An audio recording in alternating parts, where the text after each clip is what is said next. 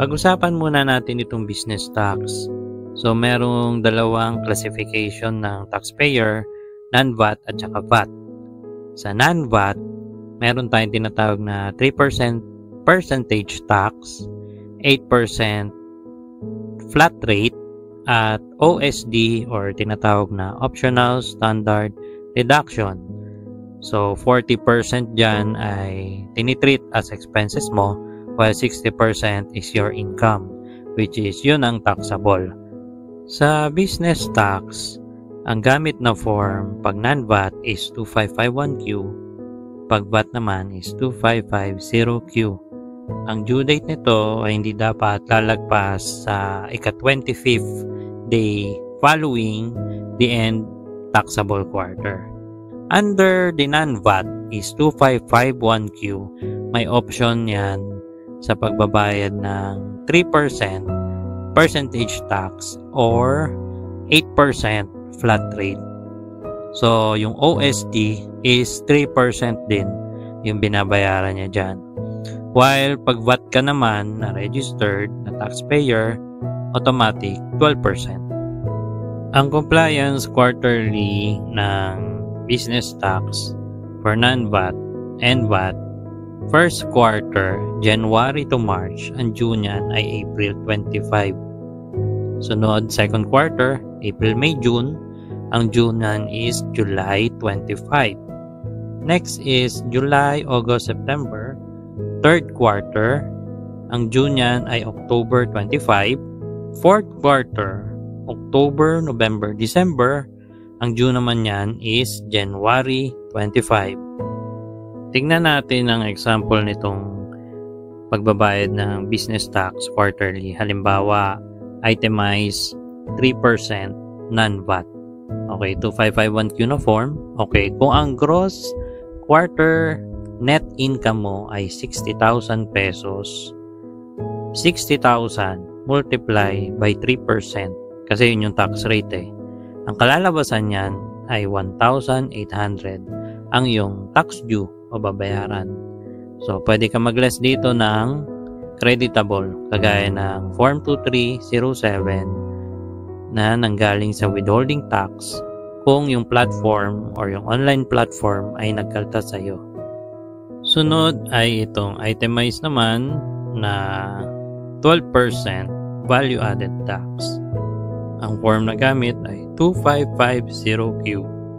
Halimbawa, ang gross quarter net income mo ay 900,000 pesos. I-multiply ito sa tax rate na 12%. So, ang tax output na tinatawag o ang kalalabasan ay 108,000. Pero, tax output yon. Meron tayong mga tinatawag na tax input. Ito naman yung mga expenses mo sa negosyo, mga allowable deduction na VAT registered na resibo. So, kung ang value nun, halimbawa, ay 150,000, pag multiply yun sa 12, 18,000. So, anong mangyayari doon? Yung tax output minus tax input. So, ang kalalabasan ay 90,000 pesos tax due. Yan na lang yung babayaran mo.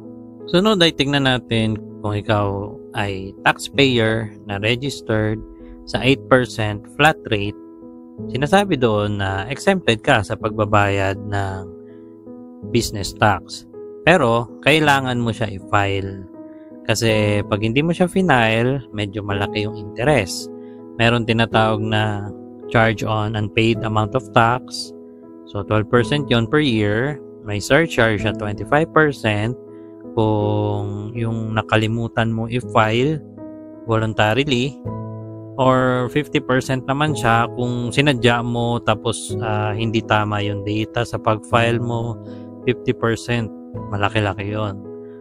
Bukod doon ay meron pang compromise na charges na tinatawag. So, nagre-range siya ng 1,000 hanggang 50,000 pesos. Depende sa case mo.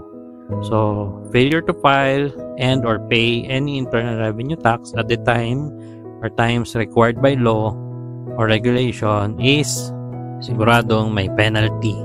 Kaya, madali lang naman to i-file. I-file na natin, wag nating kalimutan dahil wala naman tayong babayaran dito.